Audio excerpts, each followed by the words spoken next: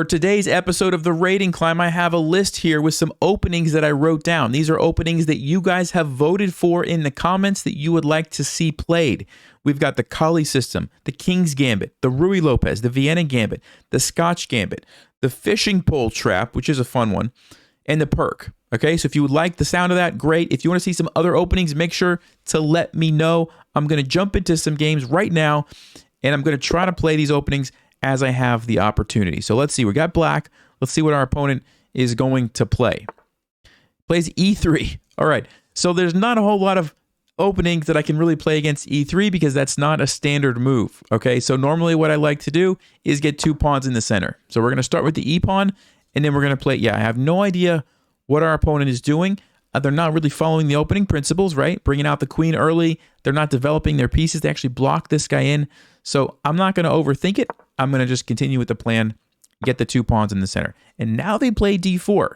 So if I take this, it kind of opens up the position. It's going to open up white's bishop. It's going to put me in check.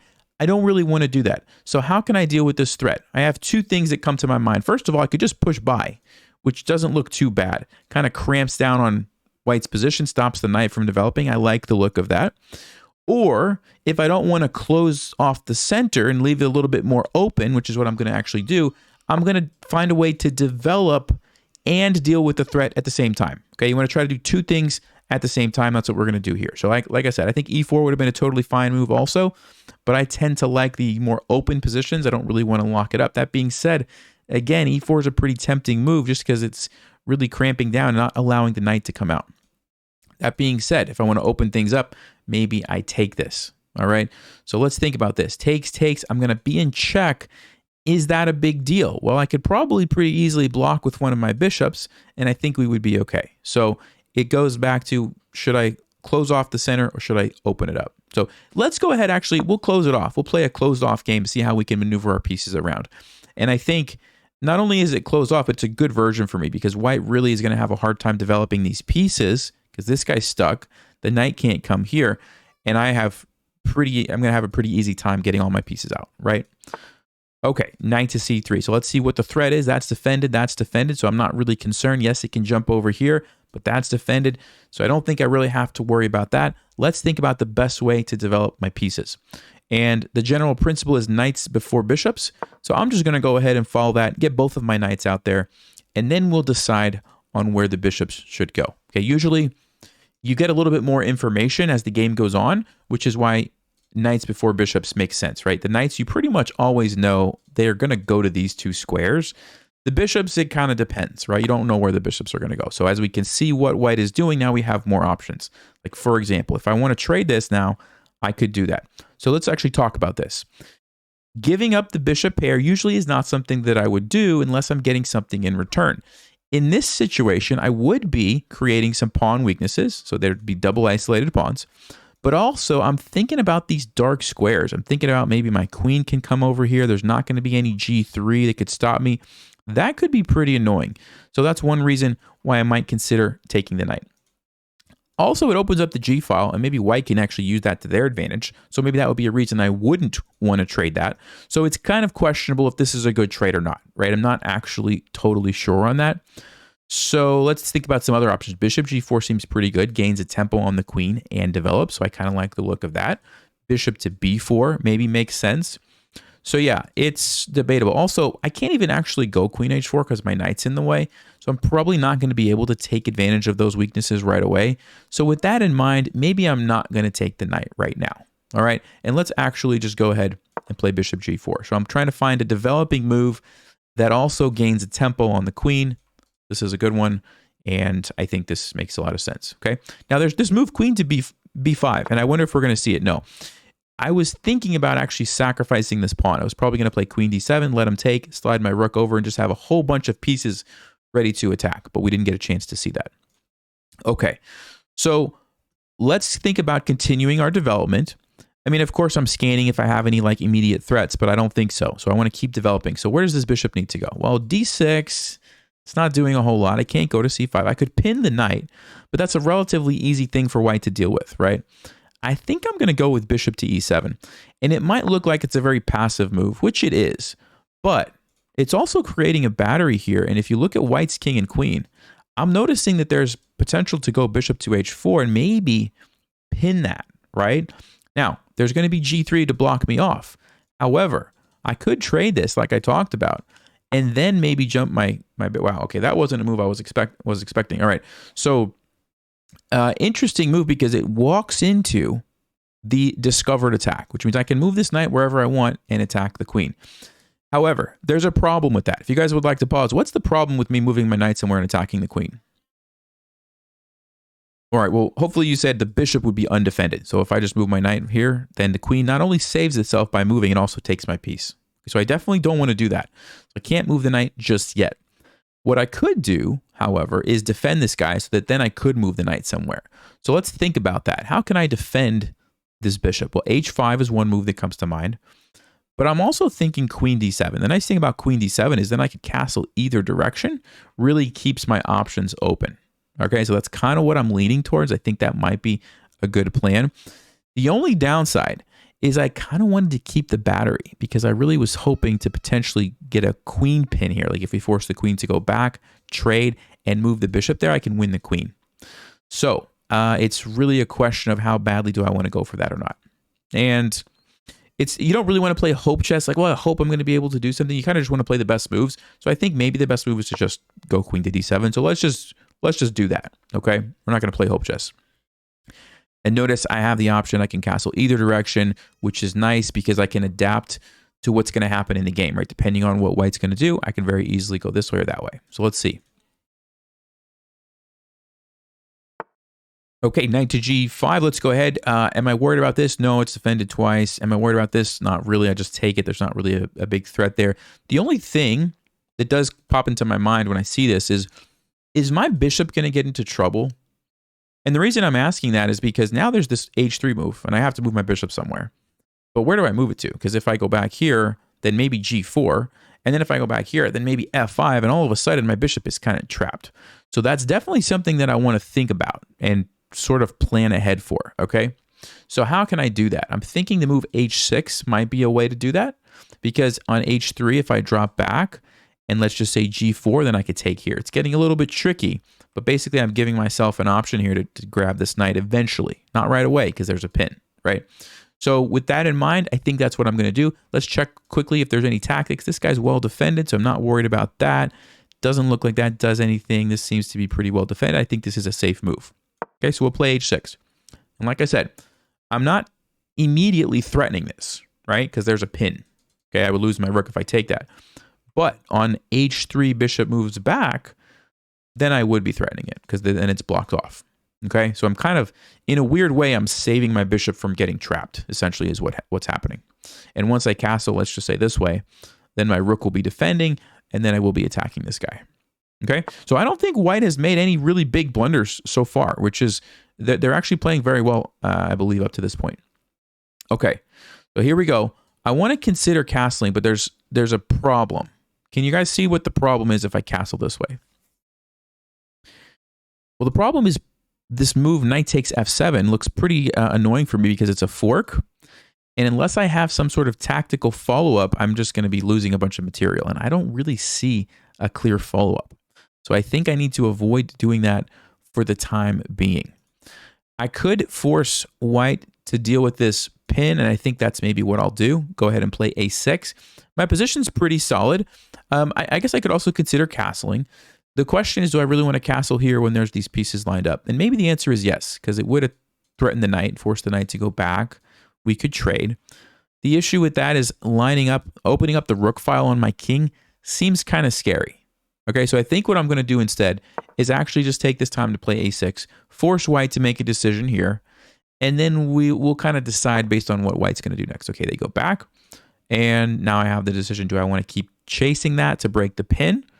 Doesn't look too bad. Or do I want to force the issue here with this knight, right? This pin somehow. So, yeah, I wonder if I can actually just play bishop h5. And what bishop h5 does in a very clever way, and I think I will, bishop h5 deals with the pin. Okay, remember, this was a pin, right? I couldn't take the knight. But now I've blocked that off. So now I'm threatening the knight. There's no longer a pin here, okay? And I was kind of thinking I might need to move that bishop back at some point anyway, because h3. So I'm just doing it ahead of time to put the pressure on the knight. Usually, when there's a piece on my side of the board, I don't like to leave it just sit there. So that's what's going on here. Okay, so white notices the threat, moves the knight back. It's a good move. So we've got the bishop. We've got the attack on the queen. Is there a move that I can play to take advantage of this? That's what I'm looking for right now. Unfortunately, knight to g4, he's got queen to g3, and I don't have it defended for the pin, right? So it doesn't quite work. Any other ways that I can take advantage of this? Let's see, there's g5. Why would I play g5? Takes, just to kind of open things up. So yeah, maybe what I need to do is castle now that we've solved the problem of this, and then we can start thinking about these crazy moves. But I don't really want to do that when my king's in the center. And of course, if this happens, I'd be happy to take back. I think we're okay. So let's go ahead and castle. And I have to move a little bit faster. We have got 2 minutes. I don't want to just get flagged. The game still has a lot left to be played, it looks like, right? Our opponent hasn't made any big mistakes yet. So I'm going to speed up just a little bit, okay? Still going to try to talk through everything, but I do need to go a tad bit faster.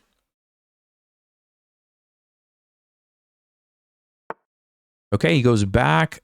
That's defended, so I'm not super concerned with that. Yeah, I think g5 might be a nice move here, just to kind of open things up and harass the queen. Yes, it's a sacrifice, but then I can slide my rooks over and really take advantage of that. Okay, so I'm going to go ahead and play g5. A little bit of a pawn sacrifice, but notice white's not developed, right? So here we go. And if I can get both rooks on the half-open files, that's very, very dangerous. And I'm pretty happy to sacrifice a pawn to do that. Okay, we also have the discovered attack. So let's just check very briefly. What about knight to g4 now? The queen would still move away. I don't know that that's really as good as I want it to be. So I think what I'm going to do instead is bring another piece over to the action, put the pressure on the queen.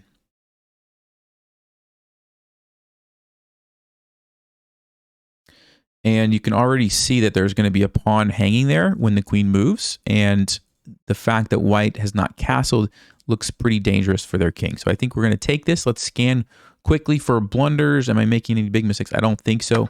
Let's snag the pawn. Okay, and let's think about how we can actually get to the king now. So I see this diagonal is open. Maybe the bishop can come in. The queen's kind of guarding at the moment. Maybe I can double up here and use the G file. The knight could potentially jump in. Oh, we actually have an immediate threat on the knight. This is kind of how you want to think. You want to just start scanning, looking all over, and making mental notes of like everything that's going on in the position, right? So yeah, this is probably the biggest threat actually now that I look at that. The knight's hanging. I don't know if white's going to go knight f2 to save the knight. And then again, I have to think about how do we want to proceed. The f3 square, now that we've eliminated this pawn, the f3 square. Okay, wow. So I think we see our first big blunder by our opponent here. I'm not sure what the plan is exactly, but it doesn't look like it's going to be good enough for them. So question is, how do I want to take this? And I think I'm going to go with the knight for two reasons. Number one, it brings the knight into the center where it can help attack the king. But number two, it unleashes the bishop. So we have a new threat over here if the queen ever moves, or if we can defend that somehow. And the threats are really starting to pile on to white now.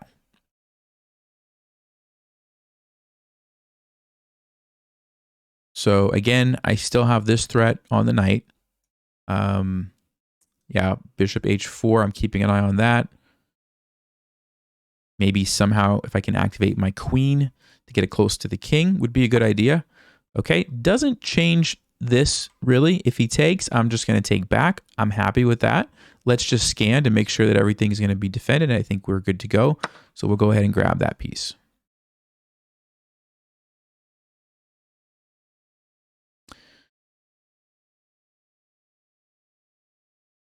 And now that bishop h4 move is looking very, very powerful, right? Because we've got it defended this time. And if you look at the rook, you look at this bishop, the king's running out of squares, right? The king's running out of squares. And the fact that white's not castled is really a big problem for them at this point, okay? So the only problem that I would say that we have is that we have 1 minute on the clock, but it looks like there's going to be a checkmate pretty soon here. And so I'm not really worried about that. Okay.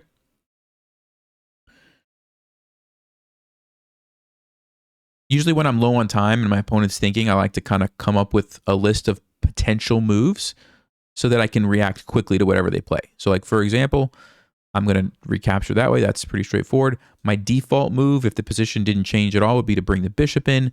Another backup move is going to be to bring this rook over. Okay, that didn't really change the position, so I'll just go with my default move. I don't even really need to think. I just kind of knew that like this is what I wanted to play. Okay, so now he's got to move the king here or sacrifice the queen. Obviously here, I take the queen. Here, I think we start looking for checkmates because we do have the discover check. And so do I have a checkmate immediately? Let's actually, that's a double check. He could still go there. This is check. The king goes there and there's checkmate. Okay. So I just kind of started by like this move and this move and then eventually I found it. There you go. Unleashes the queen, defended by the bishop, which is important. He has no way to block, so he has to play king g1. And then we actually have checkmate with the queen on g2. We could play rook g8, but then the queen could block. It just takes a little bit longer. And so the fastest way is queen to g2. All right, queen to g2. Good game to our opponent. So they played pretty well early on. Didn't really make a whole lot of big mistakes until the end there. Okay, so let's check the game review very quickly. Okay, 85, and I'm pretty happy with that. It's a lot of times with those really weird openings, it's hard to get a super high accuracy because your brain's not familiar with the patterns. All right, but that's pretty good. All right, let's jump into the next game.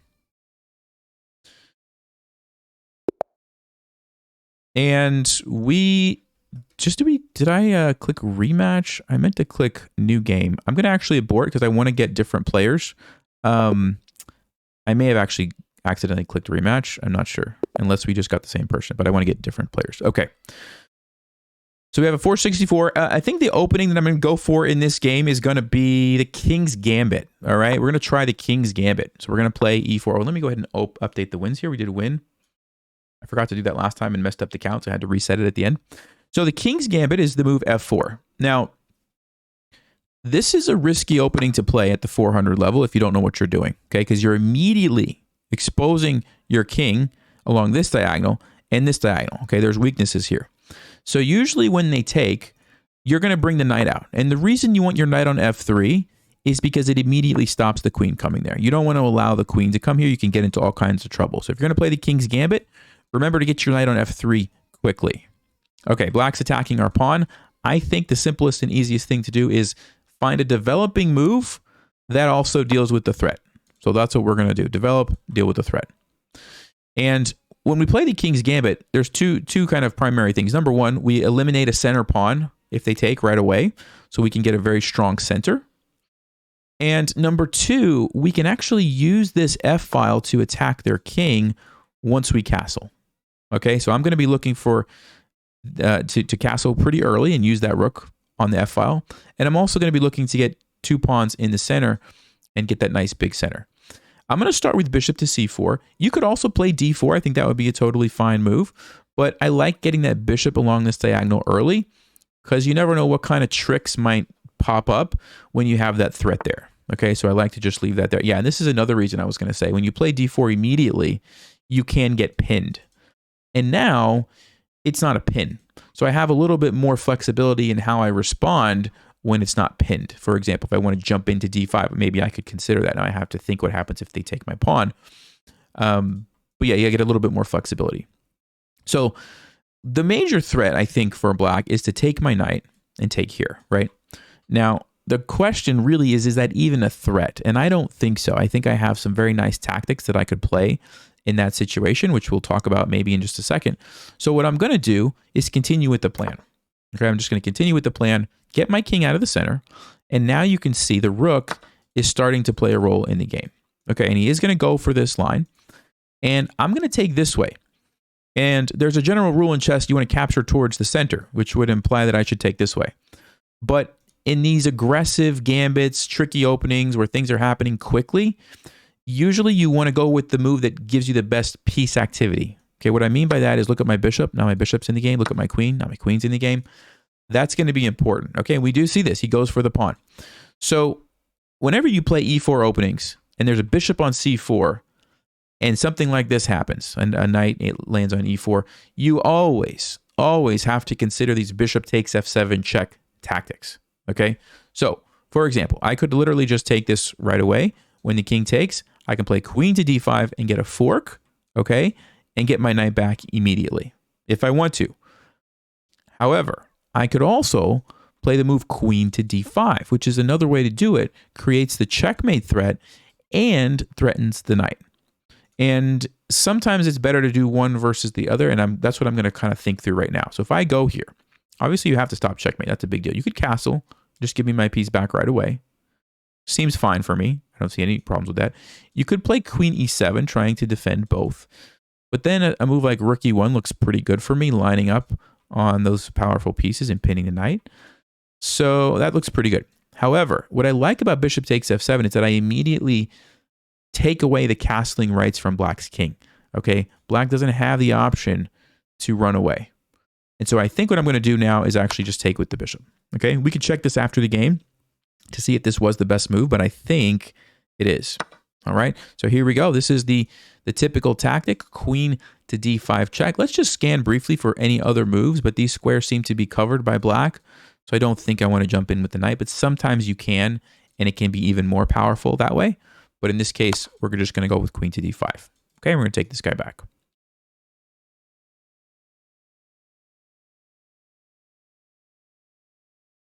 And it might look like it's a relatively similar position, and material-wise, it kind of is. But the big difference is that I was able to castle, which means I can tuck my king in the corner and be totally safe if I need to. And black's not going to be able to do that, right? Because if they have to move back, the rook is now stuck on the wrong side of the king. That's a big deal. And the only way to prevent that is if they leave their king up, like on e7 or f6 or g6, which obviously is not a safe place for the king. Okay, they go with e8, but again, the king and the rook are on the wrong side. You would like to switch those, but you can't now because you can't castle if you're black, right?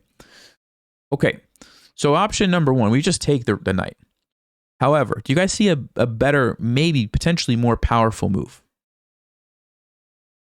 Well, the move that I'm thinking of is rook to e1. And the reason is, if I take with the queen, then black's probably going to go here. It looks like, okay, then I have to probably move my queen unless I want to trade. I don't want to trade when I'm trying to attack the king, so I don't really want to do that. I have to waste some time.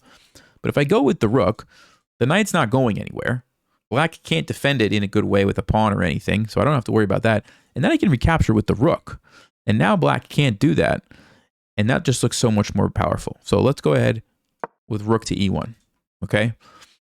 And remember, when there is a king in the center, always think about moving your rook over. Just always think about it. Even if you could take a piece, right? Just at least consider, what if I bring the rook over first? You have to be careful. Like if black could have played d5 somehow to defend that guy, maybe that was going to be a mistake. Or if they could have played f5, but they can't. So I'm not concerned. Okay. So again, instead of taking with the queen and allowing this potential queen trade, I'm going to take with the rook and really put the pressure on black's king, okay? And they play bishop e6, which, yes, it blocks the check, but nothing's defending the bishop, right? So now I have my choice of which way do I want to take this. And again, taking with the rook looks very, very good. I think now I might actually change my strategy, because remember the move I was worried about, queen e7 before? Well, now I can play queen f5 and actually pin that. All right, so I'm not worried about that anymore. So I think I will take with the queen in this situation. So black is in pretty big trouble here. Okay, they play king f8. And how do we keep building the pressure? How do we keep attacking the king? Well, if you had a chance to look at that, we can't do anything immediately here with the battery, right? Because the queen is defending, the knight's defending. But what we can do is use that f file again. And we can take here with the rook. And actually, it's a very powerful move because the black king has no squares to go to. Which means the only thing they can do is sacrifice their queen. Queen to f6 is the only move. We can simply take that, and black's king is falling apart. All right, so we'll go ahead, snag that. And I could take the pawn, and the game goes on, but that's obviously pretty good for me. But there is a more powerful move. If you would like to pause, what's a better move than taking that pawn? If you had a chance to look at that, the move is bishop to h6, and this is a checkmate pattern. I think it's called Boden's mate, if I'm not mistaken. Somebody can correct me if I'm wrong. But whenever you have either two bishops or a queen and a bishop crisscrossing, it's just checkmate, right? You could see right here, the bishop is... Oops, I can't draw unless I get rid of this. Let me just do the game review first. The queen and the bishop crisscrossing like this, right? Okay, you can just see how it's a very nice checkmate pattern to be aware of, okay? Especially when you're attacking the king like this, you force it over. Very common that there's a bishop sitting on c1 that can come in and deliver the checkmate. So let's check the game review here very quickly. Oh, we had a very nice game here. Let me pull this up for you. 98. All right, 98 with the brilliant move. So what that tells me is when we had that decision to play bishop takes f7 check, I believe that was the correct move. Yes, and it was. Let me go ahead and show you guys that. That was the best move in the position. Okay, extremely common tactic in these. It happens in the King's Gambit. It happens in the Italian game opening, Scotch game, Scotch Gambit, the Guico Piano, the Evans Gambit. All of these openings, these e4 openings where your bishop's on c4, you want to be thinking about this tactic. Okay, sometimes it's a queen to d5 fork afterwards. Sometimes it's a queen to h5. Sometimes it's a queen to b3. All of these different moves can be follow-ups, but very, very powerful. Okay? All right, let me update the wins here before I forget about it, and we'll jump into the next game. We got to see the King's Gambit there. That was one on my list. We see what else we can accomplish here. New 10-minute game. All right, we're black. Let's see what white is going to play. Noelia. 468. I'd like to try the fishing pole trap this game. Okay, I think we can potentially do the fishing pole trap here. So, fishing pole trap, we're going to mirror their pawn, get a pawn to control the center. The fishing pole trap involves a pin on the knight on f3. Okay, and it's looking like we might be able to do that. Okay, so I'm going to just kind of start with, let me think how the best way to set up this fishing pole trap. Let me go ahead with the normal move here, knight to c6. We'll just defend the pawn. But our plan is going to be to, at some point, bring this bishop over here pretty early. Okay, so I might consider playing d6 next, actually, and bishop here, depending on what white does. But yeah, the fishing pole trap is when you pin the knight and they play h3 to try to kick your bishop away. That's when you can do it. Okay, bishop c4. So let me think about this. Can I play d6 now, or should I get my bishop out? Yeah, maybe I should get the bishop out first. Let's go ahead and follow the principles. We can still do the fishing pole trap later. Let's go ahead and develop the pieces first. And then we'll get the pawn to d6 and we'll try to go here. All right? And I'm hoping that we get a chance to see this in action. But basically what I was saying is, you pin the knight, they chase you away, and instead of moving your bishop back, you play h5, and then you attack. So usually the king has to already be castled to make this work, okay? And so we'll see if that's going to happen. So let's go ahead and play d6, just letting out my bishop. And I want to see white castling, which is extremely common here. So we might see that in just a second. And I'm actually going to delay castling. Because when you do the fishing pole trap, you don't want your king to be here, right? You want the rook to be on h8. Okay, so you can't castle, otherwise the rook has been moved. Okay, d3. So yeah, let's go ahead and pin that guy. Here's the thing. If they play h3 now, we can't do it because they haven't castled yet. But that's unfortunately just a risk we're going to have to take. Oh, and by the way, whenever you're pinning a knight here, you need to make sure that you calculate what's going on if they sacrifice. So for example, if I go here and they sacrifice this, and I take back, do they have some sort of tricky move with their knight to win my bishop? Okay?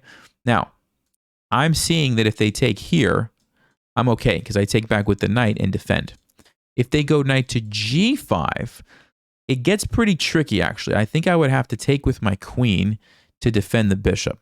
They would take my queen, and I would take their queen. Now, was that a good trade or a bad trade for me? So let's go nice and slow, one at a time. This is important. We need to understand if this is good or bad for us. So if we go here, they take us. We're currently up a piece for a pawn.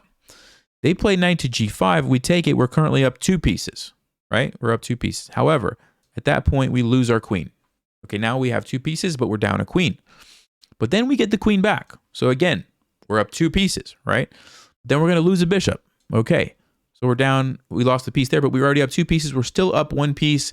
And at that point, the dust has kind of settled. So I'm up a piece, okay? So I'm essentially happy with that. And then the other way would be like if they jump in the knight first to create some sort of checkmate threats, but I'm not worried about that. I have options, so we'll go ahead and play bishop to g4. But key takeaway, don't play this move without first checking what happens when bishop takes f7, okay? Because it's super common. Lots of players mess that up. But I think we've calculated it. I think we're fine. So we can go ahead with bishop to g4. So it doesn't, I don't know, it doesn't look like white is really wanting to castle, so we might not see the fishing pole trap here. If they do castle, however, then we've got it. Then we're going to get a chance to see it. No, knight to d5. Okay. What's the threat? Well, I don't really see too much of a threat. I mean, this is defended. Okay, it doesn't really want to jump anywhere else, so I don't see much. So I need to choose what I'm going to do. And the first move that comes to mind is taking advantage of this pin by jumping my knight into d4. That looks like a pretty powerful move, because how is white going to deal with that? It seems like it's not an easy threat to deal with. So let's think about this. Do I have any other more powerful moves? I don't think so. I think that's a great place to start. So let's go ahead and jump right in. Of course, they don't want to take this because of the queen. Okay, so how is white going to deal with this? Now, the good news you could say for white is they haven't castled yet. So even if we end up messing up the king side, maybe they could still get the king to safety over here. So it's not all terrible news yet. Okay, that's not a good move. Okay, why is that not a good move? What do you guys think we need to play here? Well, it's not a good move because it loses a defender on the knight. I already had 2 attackers, but it was defended 2 times. But now it's only defended 1 time, which means I can simply take and win a pawn. However, if you look at the configuration, this is something you want to get in the habit of. Whenever you see pieces in a certain configuration, it should trigger tactics in your mind that maybe you've seen before. Okay, so for example, pins on the king and the queen. I should be like, oh, I've seen that before. In this case, it doesn't work. I can't go there for 2 reasons. My bishop's not defended, although I would have a nice fork. But the other reason is c3. The pawn would push up, chase me away, fork my pieces. I would be in trouble. The other thing is a knight fork. If I had a knight sitting here, I could fork these pieces. Wait a second. I can almost get a knight there. I could go there right away, but then takes, and I'm left with the bishop. But if I flip the order, then I can end up with my knight there, and I get the fork, right? So not only am I going to win the pawn if they take, I'm going to get the queen. So really they can't take me, which means I get a free piece, essentially. So yeah, I don't know what white should have done. It's a tough position already because they didn't really react to the pin and they didn't control the d4 square, so they just let me jump right in, okay? So we'll see how they're going to respond. Okay, they do take it back, and we are going to jump in with the fork, like I just mentioned, and get the queen. And you can see at the lower levels, the pins on the knights are very powerful, and a lot of times people don't know how to handle it, right? And so that was, yeah, just a very simple threat with the bishop and the knight, and now we're going to win the queen. Okay, we can scan for other moves. I mean, yeah, I have some checks, but that's a bad move. This doesn't do anything, so may as well take the queen. Okay, so we're up the queen for the piece. The king is a little bit exposed. Do I have a way to take advantage of that right away? Not exactly. I mean, I could go here to try to take this, but do I really want to allow white a fork and win a rook? Probably not, because even if I did that, it's not checkmate. The king actually escapes. Now I would have a fork, so maybe it's worth it. But rather than even having to mess with that, since I'm just up so much material, I think a nice, simple, and easy move is c6. Kicks the knight out of there, lets my queen out this way, gains control of these nice squares, and I don't even have to hurt my brain like calculating all that other stuff. Not that it was that difficult. I mean, I think if I go here, they get fork, I go there, they take my rook, I take check. It's probably going to work out for me, but I just want to illustrate you don't even have to do that, right? You don't even have to do that to get into a winning position. Okay. So now I could go there and attack that and then bring my knight out. And the reason I'm thinking of going here first is because once I play knight to f6, my queen's kind of stuck, at least temporarily.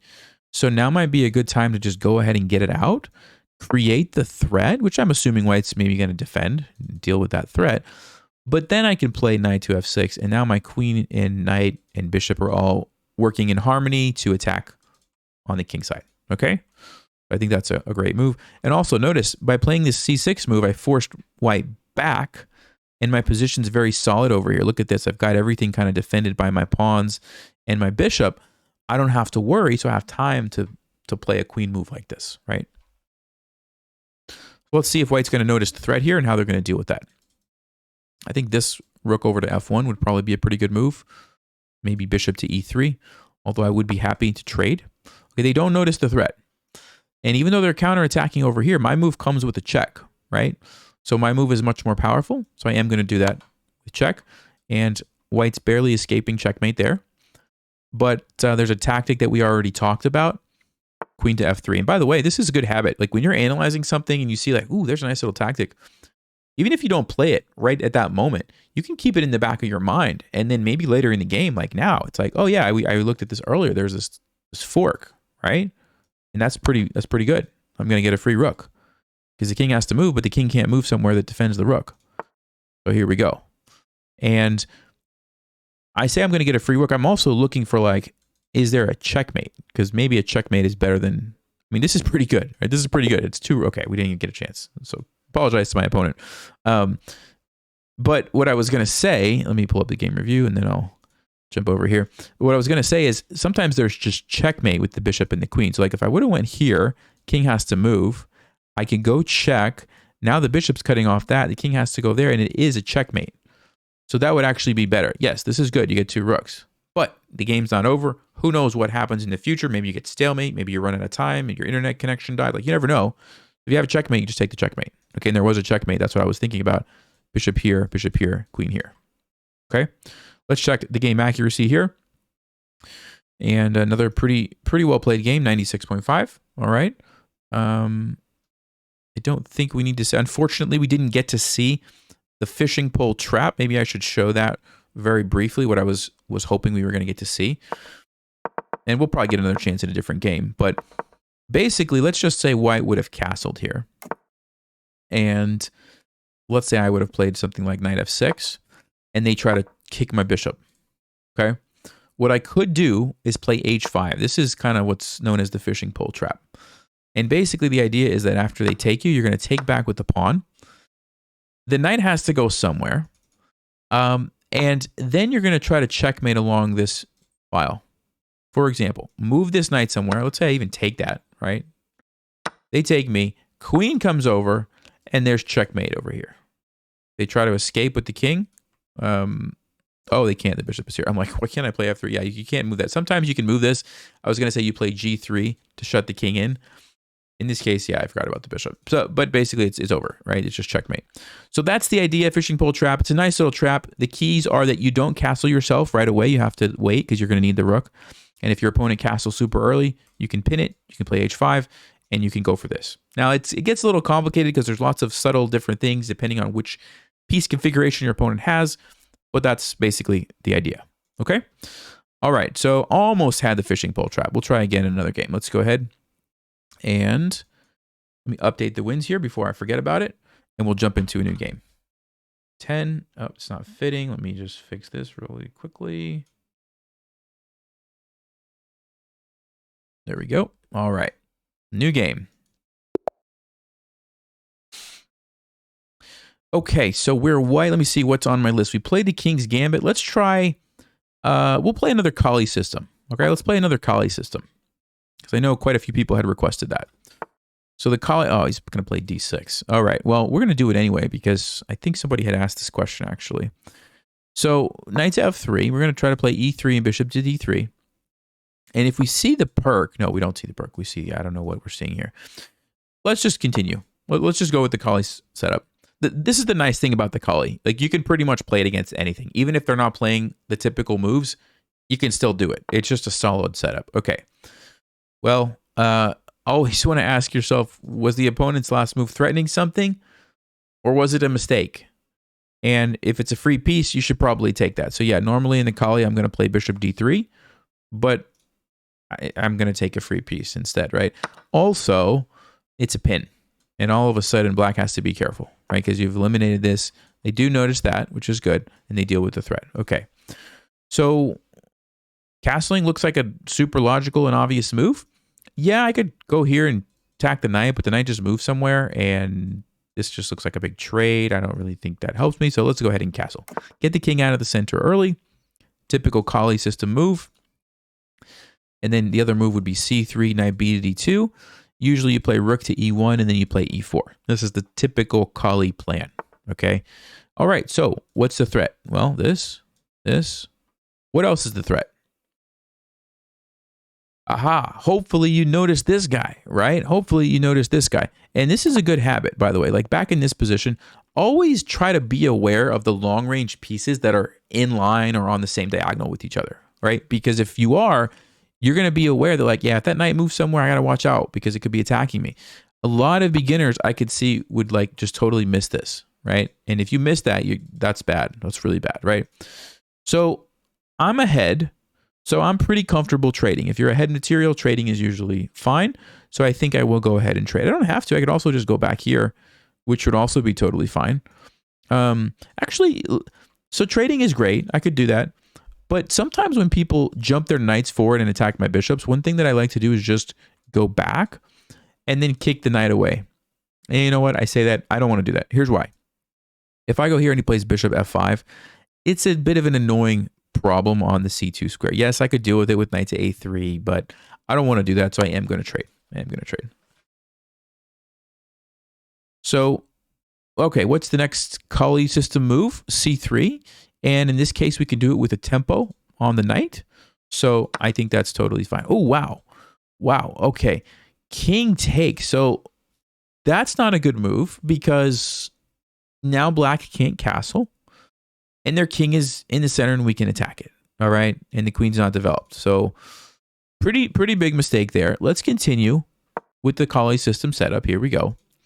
And normally you would go, you know, knight here, rook e1 and e4. I might adapt that just a little. Yes, I will. And the reason I'm going to adapt that is because our position is already so solid. Black is not developing. So I don't need to keep going with these super solid moves like I would normally do. I need to be on the offensive now. I need to go on the offensive, right? Because I'm just in such a better position. I need to do it. Okay, so let's go e4. Steins, the first world champion Steins, actually said, if you have a bunch of small advantages that you've accumulated, then you attack, right? And that's what we find ourselves here. We're castled. They are not. The king's in the center. We have a huge center. Black does not. We're up the pawn, right? All these things are small advantages, so we need to push the issue. So how do we continue attacking? Well, there's a lot of good moves. I would say rook e1 is a good move because it brings the rook into the attack and defends the pawn. I would say knight b to d2 is a good move because it develops a piece and defends. But I would also say that e5 is a good move. And what e5 does is puts the pressure on the knight.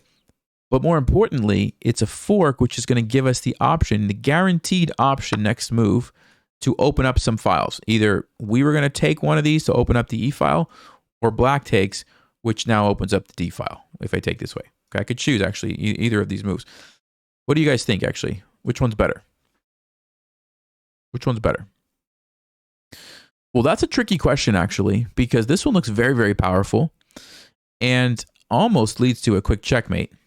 The problem is it just doesn't quite work. The knight can block, and it's just a big trade. So I think this one is the way to go. And the reason that this one is better is because not only is it check with the queen, we also are going to get a knight. All right, so we're going to go ahead and get the piece. But knight e5 also looked very, very powerful. King comes out. So, of course, I could take the knight, but then it allows a queen trade, and the game goes on. I wonder if there's a more powerful move. So what do you guys think? Do we have a more powerful move? Well, the move queen to b3 check looks pretty interesting. The move knight to g5 check looks pretty interesting. And the move knight to d4 check looks pretty interesting. So usually, here's the thought process, okay? When you get to a position like this, you want to find all of the potential moves, start at the top and work your way down and try to figure out which one looks the best, okay? So I'm actually going to start with knight g5 after I kind of look at these, because knight g5 looks very, very good to me. And the reason it looks so good is, first of all, the king is cut off here. You can't go here. So the king is going to have to either move here or here. If the king takes this pawn and my knight is there, bam, that's a triple fork. That looks really, really good. So the only question in my mind is what happens on king f5. And I think we bring the queen over. And I almost feel like there's going to be a checkmate really, really soon. Even queen to c2 looks really, really good. Okay, so right now, knight g5 is a very powerful move in my mind. Let's check knight d4. If they take this, there's another fork where we win the queen, so that looks pretty good. Can't go there because the knight. Okay, but then you could go to any of, not this one because the pawn. So you could go to these. Okay, interesting. So knight to d4 would force the king to go to one of these. That's pretty good too. Although I'm not exactly sure what my follow-up would be. I'd probably just take the knight at that point. Okay, and let's check the other move, queen to b3. Yeah, maybe the king just goes back and it's, well, and there's rook to d1. All right. So many good moves. It's actually a tricky position. So I'm going to go with knight to g5. But if I had like a longer time control, like if this was an hour-long game or something, I would definitely calculate in depth each one and find the best one. Since I'm not sure, I'm just going to pick one and without running out of time. Okay, so they do dodge the triple fork, which is good. But now the king's on f5. That can't be good. It's just a question of how do we best attack it, right? Knight's defended, which is great. I don't want a queen trade. I want to use my queen to checkmate the king. So the real question is, do I go here or do I go here? I think those are pretty much my only moves. I mean, I could take the knight. There's nothing wrong with taking the knight, but I'm going for like a checkmate. Queen here is nice because it stops the king from running back to g6, which I really, really like. So if I go there, where does the king have to go? You can't go there. You can't stay there. You can't go there because of the knight. You can't go there because of the bishop or there because of the bishop. So you can either take the pawn, which we already talked about, you don't want to do, or you could go here.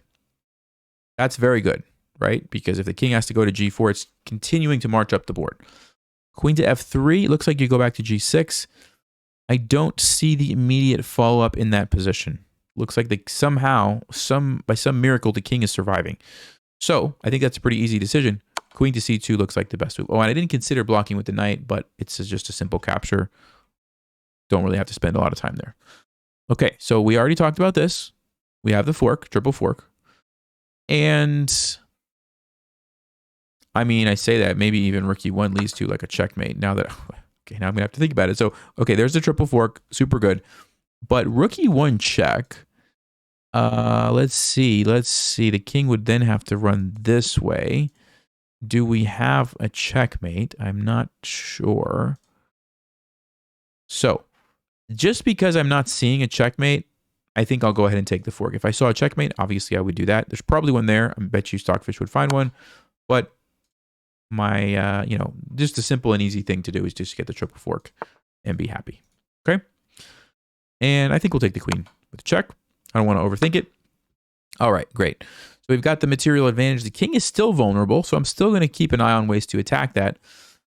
Maybe queen b3 stops it from retreating, right? I think that's a great move. Also, rook e1, just activating the rook is another great move. So let's start with queen b3. I'm trying to stop the king from running back. If you stop it from running back, it's easier to attack it. Yeah, there you go.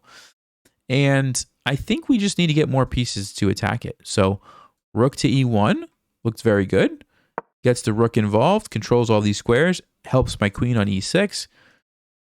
The bishop, even though it's not developed, is actually helping to attack the king. And then really the knight is the only piece that needs to kind of come over. But okay. So let's be careful with the back rank, right? We could lose the game to a back rank checkmate if by some crazy thing we move both of these pieces, right?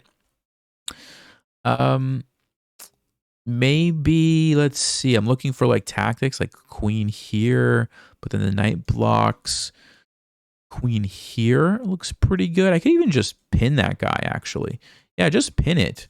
And if he defends, I play f3 and I take it. Okay, there's a very simple tactic. Let's do that one. So queen to c2. We're pinning it and we're attacking it.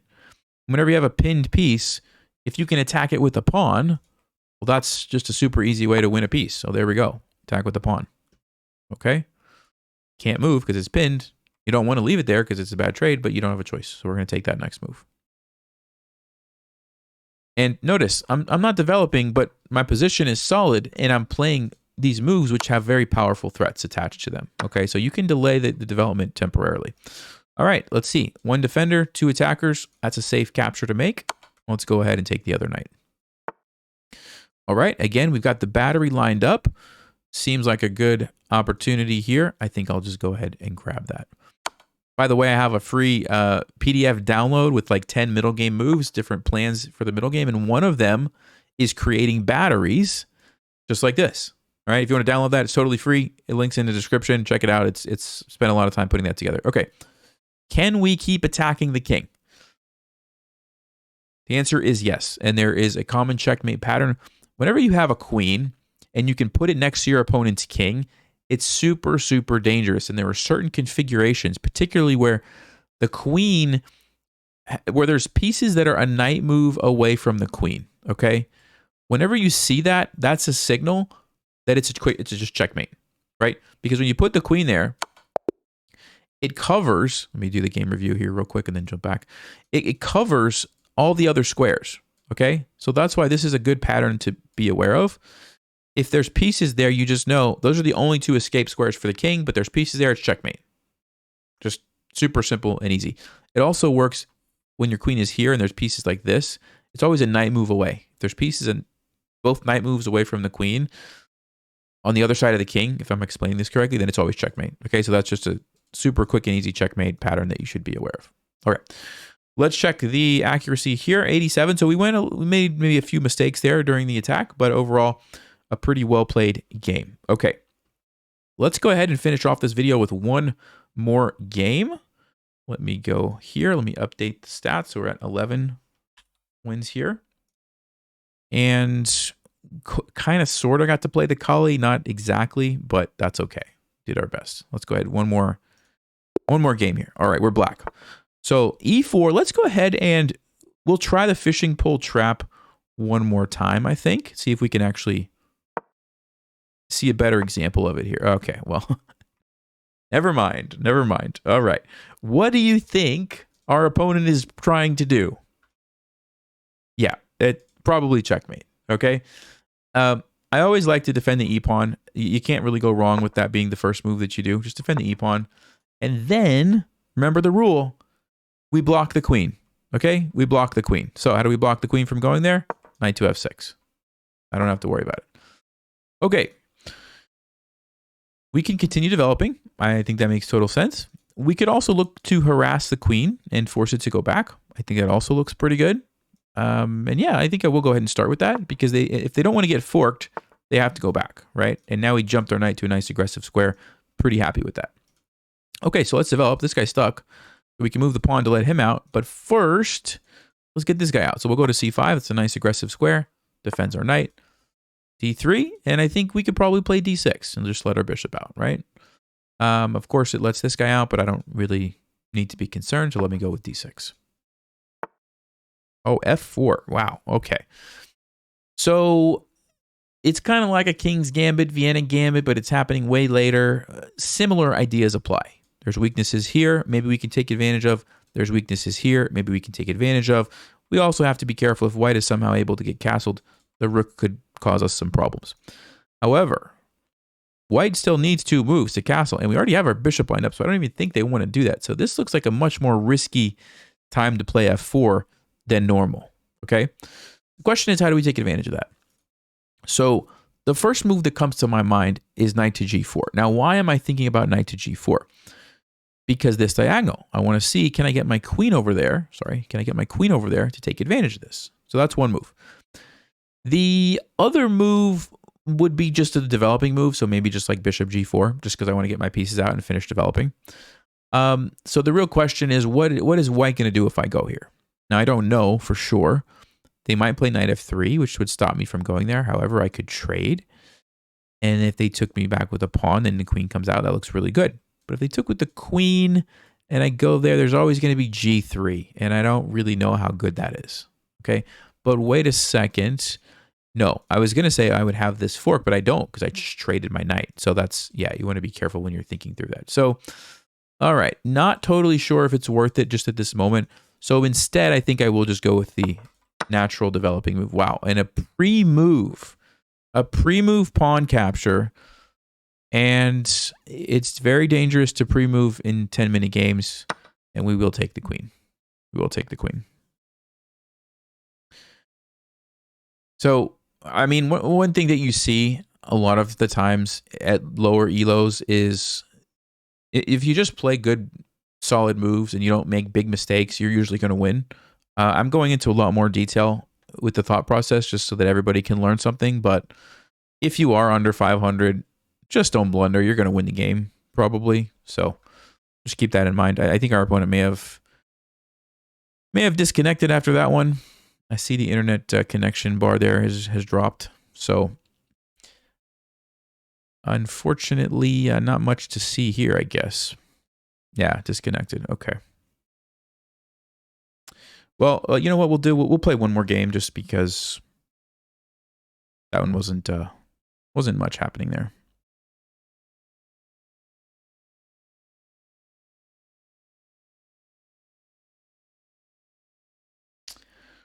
Okay, I want to go ahead and update the wins here. This will be 12 wins. And we will jump in to the next game after the auto resign. There we go. Game abandoned. Okay. Let's just jump in. Last game here, guys, for this climb. Okay, so D4. Let me see what else is on my list here. Let's see, Ruy Lopez. We haven't done the Ruy Lopez. So let's see if we can go for a Ruy Lopez.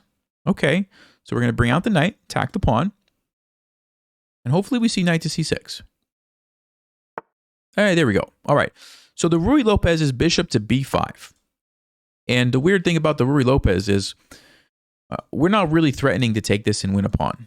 That's not the point, okay? Because if we do that, black always has this move queen to D4, forking these guys, and they get their pawn right back, and it's actually a good position for black. So why do we even go there? The reason we go there is to kind of have that long-term pressure, and eventually at some point in the future, we might make use of that and take here, okay? But right now, I'm not going to do that, all right? It's not a good plan. So we're going to just drop back. This is what you do when you play the Ruy Lopez. You keep it there for later. And black, of course, usually at some point will play B5 to break the pin, and then we relocate the bishop back here. All right, that's totally normal stuff. And in all honesty, I don't play the Ruy Lopez all the time. Actually, I don't ever play it, so I don't know a ton of the theory, but I think I know enough to help you guys get by if you want to play this. So typical move is to castle. I think that's what I'm going to do. Sometimes, and this might actually be it. I'm not actually sure. Sometimes you do want to take here to set up the fork.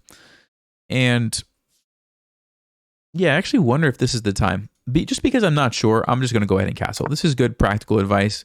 If you're not sure about something, you can always play the safe move, and that's going to be totally fine. Okay, so that's what I did here. Just play the safe move, castle. I wasn't sure if that was the moment or not to do that.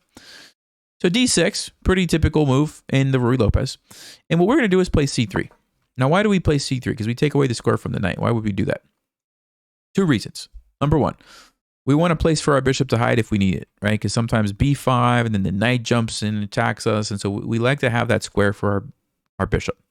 Number two, we want to play D4. We want to get this huge pawn center, and we want to be able to recapture with our pawn. Okay, if we don't have a pawn on C3 and we go here, then we have to take back with the knight, which is fine, but it's just so much more powerful when you can get those two pawns in the center.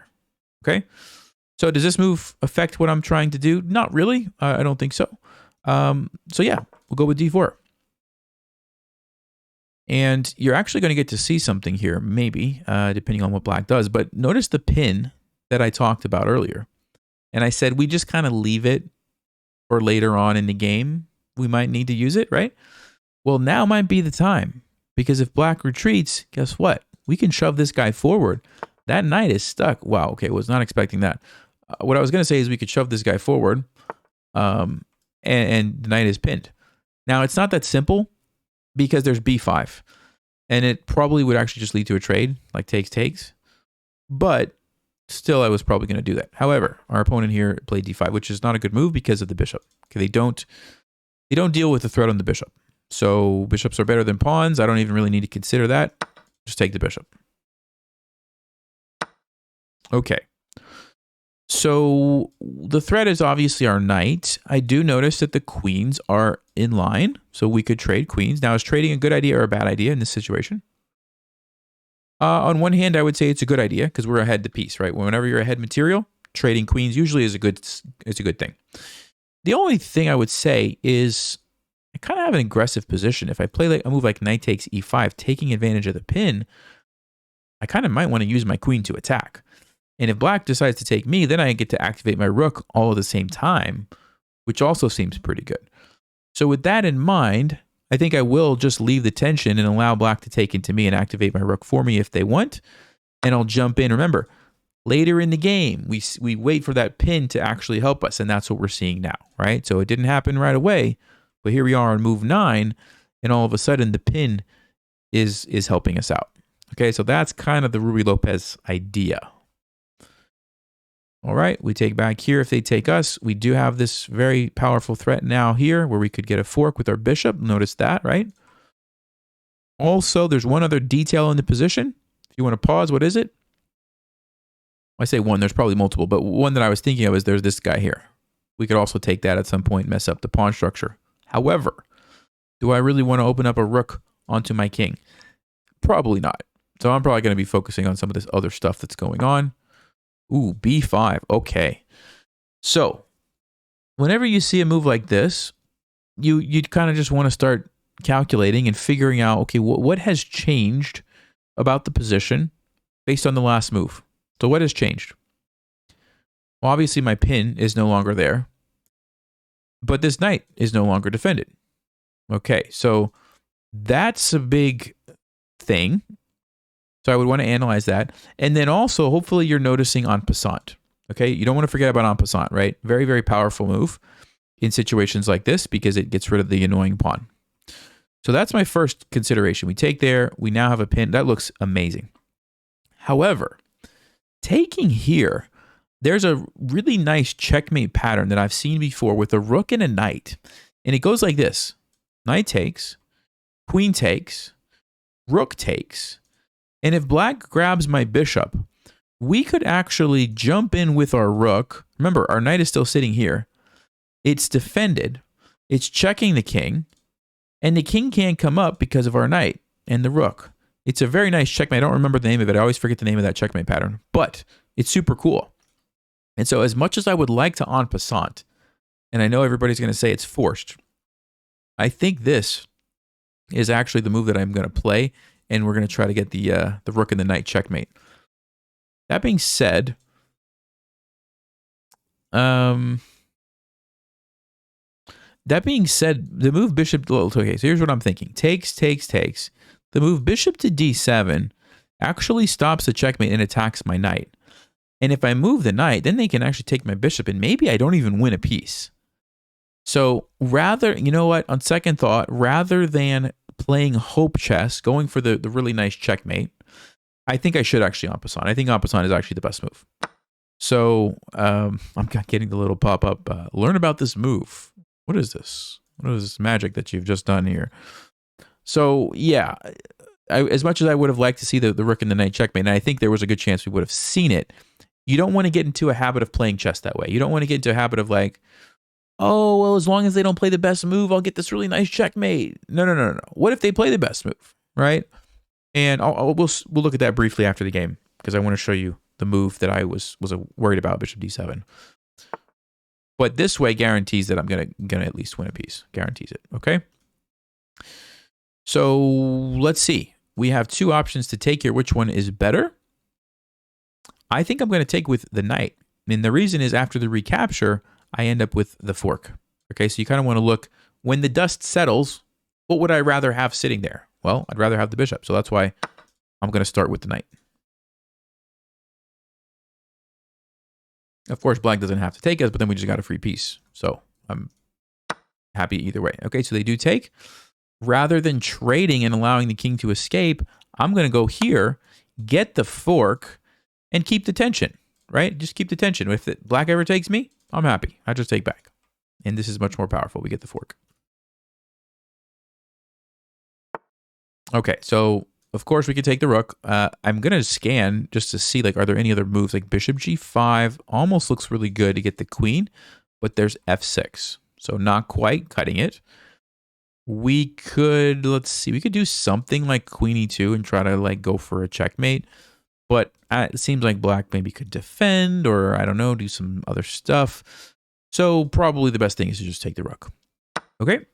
But it's good to just check, because you never know. Sometimes you'll see like a checkmate or something because you took the time to pause and think that through. Okay. Do I want to take the pawn, or do I want to develop some pieces? Rook E1 looks very, very powerful.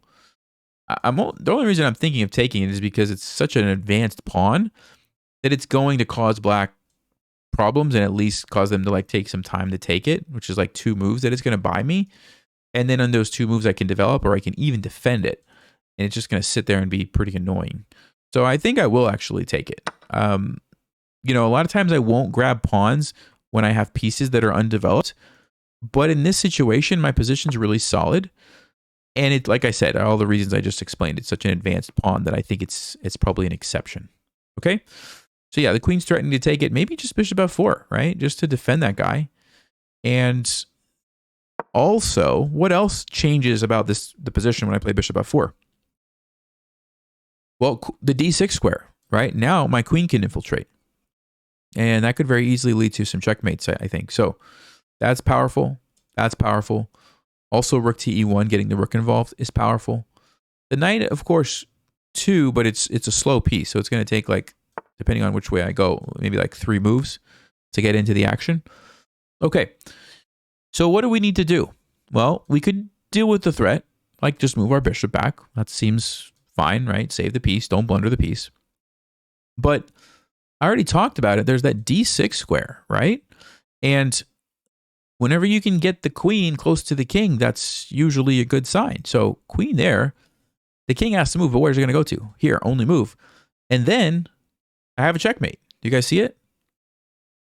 That's correct. Queen comes down here and it's just checkmate. So there's a simple mate in 2.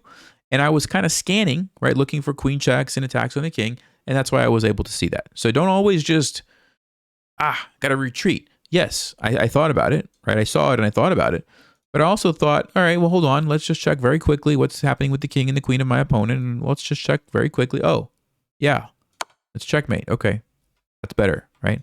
Also, it saves my bishop. So it was a dual purpose move. So only move, and then we have checkmate right here. Okay, so that pawn actually helps us.